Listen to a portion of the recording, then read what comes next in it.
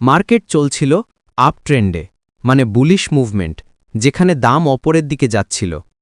এই সময় একটা শক্তিশালী সবুজ ক্যান্ডেল আসে, যেটা বায়ারদের শক্তি দেখায়। পরের ক্যান্ডেলটা গ্যাপ আপ দিয়ে শুরু হয়, মানে ওপেনিং প্রাইস আগের ক্লোজের চেয়ে ওপরে। কিন্তু সেই ক্যান্ডেলটা হয় লাল বিয়ারিশ ক্যান্ডেল, মানে ডাউন ট্রেন্ডের শুরু। আর সেটা ক্লোজ করে আগের সবুজ ক্যান্ডেলের 50%-এর নিচে। এটাই ডার্ক ক্লাউড কভার, একটা শক্তিশালী বিয়ারিশ রিভার্সাল প্যাটার্ন। কেন হয়? কারণ আপ ট্রেন্ডে থাকা মার্কেটে হঠাৎ সেলাররা সক্রিয় হয়ে ওঠে, বায়াররা দুর্বল হয়ে যায়, আর সেলাররা দাম নিচে নামাতে শুরু করে। এই প্যাটার্নটা দেখায় যে মার্কেটের সেন্টিমেন্ট বদলে যাচ্ছে, বুলিশ থেকে বিয়ারিশ, আপ থেকে ডাউন। শর্তগুলো কি? মার্কেট থাকতে হবে আপ ট্রেন্ডে, বুলিশ। প্রথম ক্যান্ডেলটা হবে সবুজ, শক্তিশালী বুলিশ। পরের ক্যান্ডেল গ্যাপ আপ দিয়ে শুরু হবে, সেই ক্যান্ডেলটা হবে লাল, বিয়ারিশ।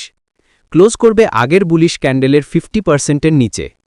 এই শর্তগুলো পূরণ হলেই বুঝতে হবে ডার্ক ক্লাউড কভার তৈরি হয়েছে। এটা ট্রেডারদের জন্য একটা সতর্ক সংকেত, আপ ট্রেন্ড শেষ, এখন ডাউন ট্রেন্ড শুরু হতে পারে।